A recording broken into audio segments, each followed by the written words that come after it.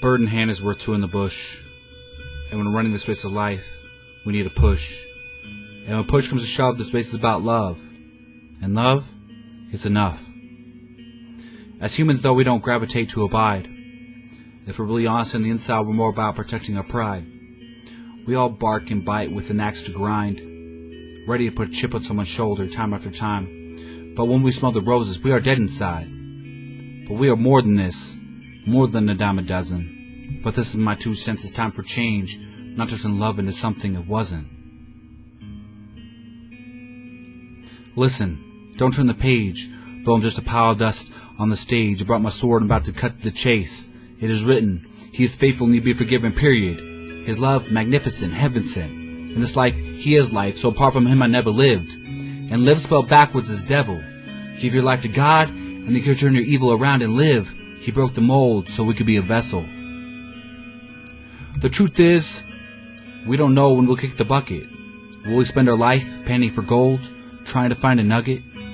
It's all paper and ink to me. If I gain it all, I chuck it. For I know I hear the trumpets of the next life, the real life. I read it all, it's all in the holy text. And I won't turn a blind eye, read between the lines, think things out of context to support my way of life. My Savior went the whole 9 yards and gave up his life. Became the scapegoat for my sin, or rather the scape lamb. The Son of Man over his dead body, my sin can't stand. So whether you're living high on the hog or facing hell and high water, you'll be scot-free if you come to the perfect Father. But to follow him, it'll cost you an arm and a leg, and do his work with your arms and your legs. His legs were always running for you to pick you up off the floor, so never complain about your life, for you were died for. And his arms stretched for you, and his eyes are fixed. And if you're a believer, you didn't even get a slap on the wrist. His legs were always running for you to pick you up off the floor, so never complain about your life, for you were died for.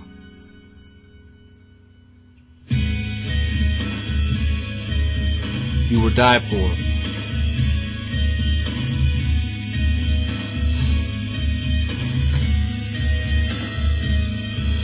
And in this life, we have to deal with the sin.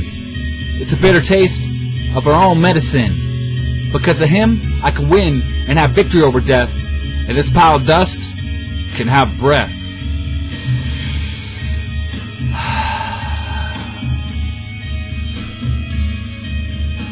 To you I may look strange or even deranged, but what do I have to lose?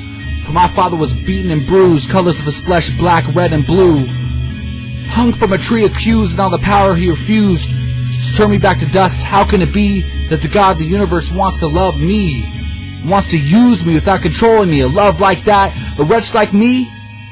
I will sow down river without a paddle, perplexed of how my cerebral cortex thought so much evil undescribed yet, going to hell in a handbasket. I was in a pickle, used to twiddle and fiddle with my heart, having pieces on the pile, trying to find the right part. And his love is the greatest art, with brush strokes to make Da Vinci look like a walk in the park. Just attempting to examine it would take eternity to start. And I used to think we're all given different hands dealt from this deck of life, but I know now we're all given the same hand, the hand of God, and that's more than enough. A royal flush. And truth be told, we're all in the same river, in the same boat, flesh and blood, and we can grab that hand and not have to try to stay afloat. But we have to go all in and go for broke, because if you don't go out on a limb, it doesn't matter if you're a good Samaritan or the best Samaritan. We all face the current of sin. So will we stay in the boat, or will we let life begin? Will we stay in the boat, or will we let life begin? Life. The creation of life. Because we all read in Genesis how he created life in 6 days.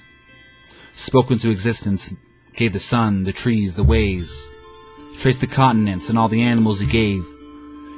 And everything in creation just shouts his praise. And we heard this before, it's a revisited case. But what if we gave God 6 days? Or 60 days? Or the rest of our days? I believe he would change our void of space and he would turn it to extraordinary place.